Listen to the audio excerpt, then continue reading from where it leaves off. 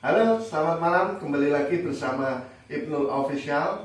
Kali ini kita akan menguak atau mengklarifikasi tentang sejarah atau asal-usul Jayabaya yang sekarang itu terkenal tentang ramalannya tentang Pulau Jawa ini. Dan ramalannya itu sempat didengar di kalangan-kalangan muda-mudi ataupun kalangan dewasa yang sekarang beredar di banyak masyarakat, di sosial media, di macam-macam media gitu. Nah, kita sekarang bersama tokoh masyarakat yang sedikit banyak tahu tentang Jayabaya atau ramalan Jayabaya yang sekarang sedang sangat kontroversial gitu. Nah, mari kita menguak atau ingin tahu, langsung kita tanyakan kepada beliau tentang Jayabaya tersebut. Bisa langsung dijelaskan, Mbak, tentang asal-usul Jayabaya dan berdirinya Jayabaya atau ramalan-ramalan yang sedang profesional di kalangan masyarakat sekarang ini? Ya, insya Allah akan kami jelaskan begini. Pada episode yang terdahulu ketika kita wawancara tentang masuknya Islam ke Nusantara, kan pernah yang kemarin itu di situ kan ada sudah dijelaskan pada era Erlangga abad ke-9. Nah, berkaitan dengan hal itu, maka sebetulnya rangkaian ceritanya kan tidak ke Jayabaya, tapi kan ke periode pembebasan Pulau Jawa ini dari pengaruh Hindu-Buddha, Hinduisme dan Buddhisme. Karena Jawa ini dulunya sebelum dimasuki Islam itu kan disebut Awanguwung, Gung Liwang Liwung, Jalma Moro Jalma Mati. Nah, jadi untuk menjelaskan Jayabaya, coba akan kami ajak untuk bertamasya dulu ke eranya Syekh Subakir. Karena ada kaitan dengan Jayabaya, maka sebelum saya menjelaskan siapa itu Jayabaya, coba sedikit kita telisik mengenai Syekh Subakir, yaitu pada kurun abad ke-10 ya, setelah eranya Erlangga itu ada 3 ulama besar dari Timur Tengah sana, yang satu dari Turki, yang satu dari Mesir, yang satu dari Palestina. Itu 3 tokoh besar. Yang pertama yaitu Sayyid Muhammad Al-Baqir, atau yang lidah Jawa, ilate wong Jawa nyebute Syekh Subakir. Terus tokoh yang kedua, Syekh Subakir itu dari Turki, keturunan baginda Nabi. Terus tokoh yang kedua itu yaitu Syekh Samsuddin, ya, Syekh Samsuddin itu dari Mesir. Terus yang ketiga Sayyid Muhammad Makhdum, itu yang dari Palestina. Nah, ketiganya atas perintah daripada kakek moyangnya yaitu Kanjeng Nabi untuk membebaskan Jawa ini dari pengaruh cengkeraman Hindu-Buddha. Beliau bertiga datang ke Jawa ini diperkirakan abad ke-10, yaitu pasca runtuhnya dinasti Erlangga, berdirinya Jenggala dan Kediri. Nah, ketika beliau bertiga datang ke sini, ini ya banyak sekali sebenarnya jejak-jejak beliau bertiga ini yang ada di Pulau Jawa. Misalnya di daerah Jepara ada, terus di daerah Jenutuban ada.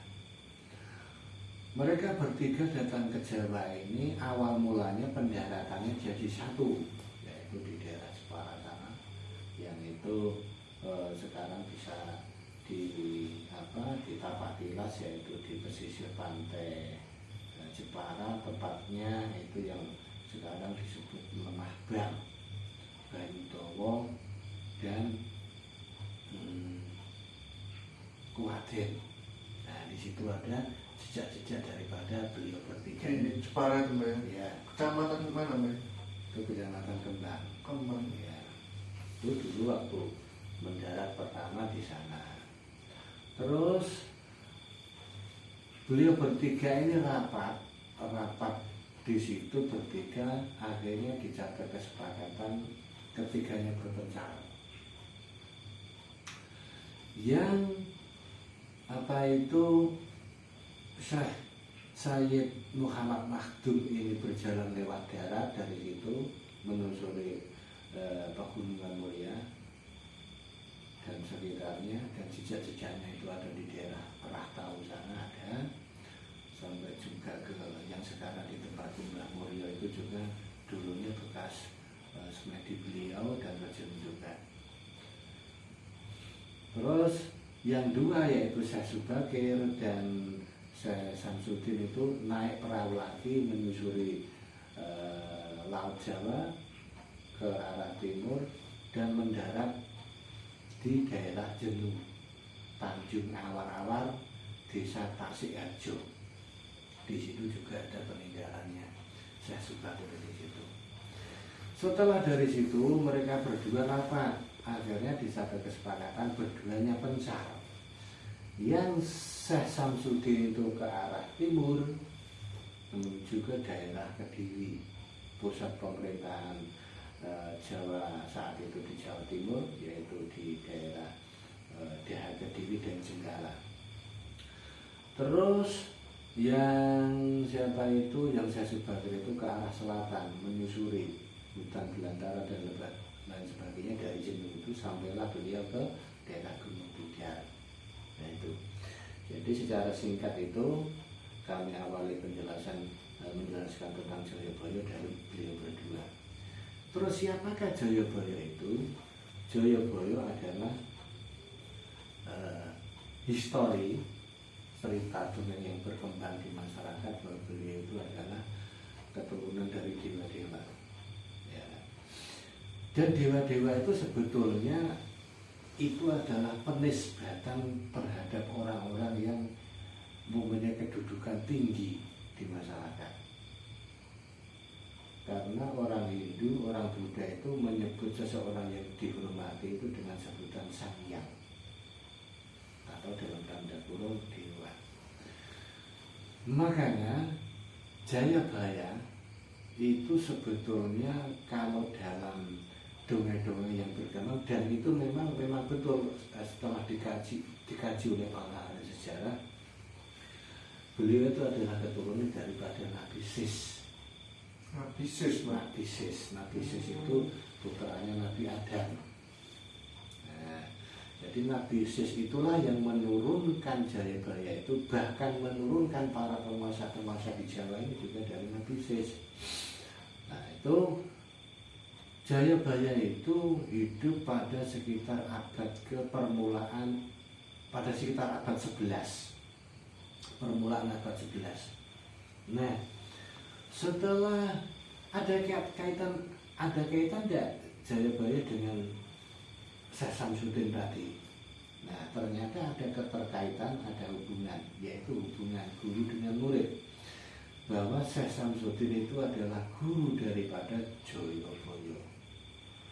Kenapa bisa dikatakan bahwa Syekh Samsudin adalah guru daripada Jayabaya? Karena di dalam kitab Jongko Jayabaya itu jelas Jayabaya itu menyebut dia punya guru namanya Syekh Ngali Samsudin. Syekh Ngali Samsudin. Samsudin. Nah, siapa itu Syekh Ngali Samsudin?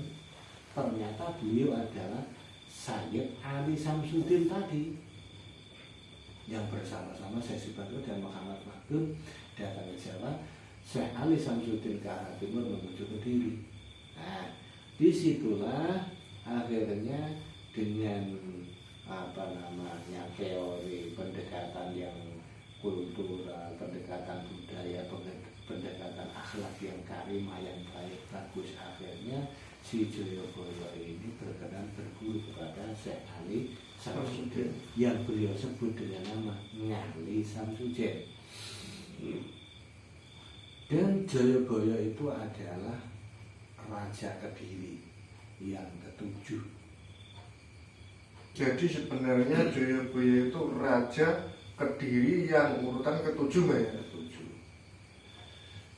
Beliau itu adalah kakeknya mbahnya Angkleng Darmo. Mbahnya Angkleng Darmo yang di film-film itu. Iya, mbahnya Angkleng Darmo. Beliau itu mbahnya Angkleng Darmo. Dan perlu diketahui juga bahwa ada kitab Jongko Jayabaya yang beredar di masyarakat, bahkan yang aslinya itu sekarang berada di Museum Leiden, Nederland, Belanda. Itu yang asli kitab Jongko Jayabaya di sana. Sedangkan yang beredar di masyarakat ini adalah kutipannya atau fotokopinya. Nah, itu beliau menjadi murid daripada Syekh Ali Samsudin ini. Yang Syekh Ali Samsudin ini punya kitab hebat namanya kitab Musaror. Nah, kitab Musaror itu memuat beberapa keajaiban-keajaiban dunia tentang takdir, kodok dan kodar. Jadi kalau bicara kodok dan kodar tentu kan bicara dengan nasib manusia. Nah, di situ dijelaskan banyak sekali tentang hal-hal yang berkaitan dengan takdir, kodok dan kodar di dalam kitab Musaror itu. Nah, oleh Jayabaya, kitab Musaror yang berbahasa Arab karangan daripada Syekh Ali Samsudin itu diterjemahkan ke dalam bahasa Kawi oleh Jayabaya, maka disebut kitab Jongko Jayabaya. Jongko Jayabaya. Ya, itu asalnya daripada kitab Musaror karangan Syekh Ali Samsudin tadi gurunya. Digubah menjadi bahasa Kawi atau bahasa Jawa kuno. Makanya kitab Jongko Jayabaya yang asli itu bukan berbahasa Jawa, bertuliskan Latin enggak, tapi bertuliskan Jawa, berbahasa Jawa kuno. Makanya jika sekarang ada orang menyodorkan kepada kita, oh ini kitab Jongko Jayabaya yang asli, iya saja tulisannya Gedrik, enggak, kalau Gedrik, enggak itu, enggak asli. Bukan aslinya. Yang asli itu berbahasa Jawa, pakai huruf Wonosobo. Nah, makanya tadi sampean menanyakan tentang siapa itu Jayabaya. Beliau adalah seorang penguasa Kediri yang ketujuh, raja yang Gung Binetoro kalau orang Jawa bilang, Berbudi Bawa Laksono. Beliau itu seorang yang merakyat, cinta rakyat, pemimpin yang adil, amanah, jujur dan lain sebagainya. Maka beliau itu menjadi ikon, menjadi ikon daripada penguasa-penguasa di Jawa ini, ditiru seperti penguasa Majapahit, penguasa Mataram dan lain seterusnya. Itu ikonnya adalah Jayabaya, seorang pemimpin yang harus bijaksana, adil, rakyatnya itu. Maka itu kok bisa seorang raja dia bisa istilahnya itu mau berguru dengan Syekh Ali Samsudin yang pada notabene dia belum mengetahui asal usulnya apa gimana, Pak, kok istilahnya ujuk-ujuk langsung berguru. Enggak ujuk-ujuk. Enggak ada sesuatu yang belum salah, belum ujuk-ujuk, enggak ada. Ada proses. Prosesnya tentu dengan adaptasi. Jadi seseorang yang bertamu ke daerah lain. Seperti kita misalnya bertamu ke daerah Jawa Timur, kan kita budaya Jawa Timur dan Jawa Tengah kan beda. Tentu kita harus beradaptasi dengan masyarakatnya, pakaiannya, terus tutur katanya, pergaulannya. Nah, Sayyid Ali Samsudin itu bisa beradaptasi secara keseluruhan dengan budaya kerajaan Kediri.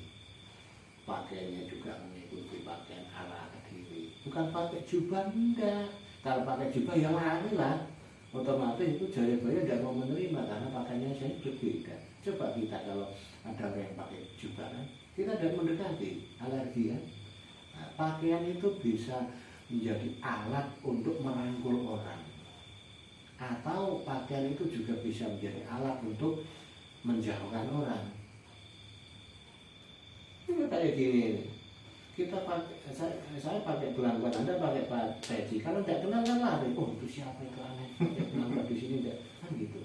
Jadi pakaian dengan cara berpakaian yang memiliki budaya, dengan tutur kata, dengan akhlak yang baik, akhirnya Jayabaya itu terkesan, tertarik, ingin kenal lebih dekat siapa orang itu. Kok dia itu akhlaknya baik, itu menolong rakyat Kediri dan lain sebagainya. Kita tertarik itulah akhirnya kenal-kenal dan timbul rasa ingin berburu.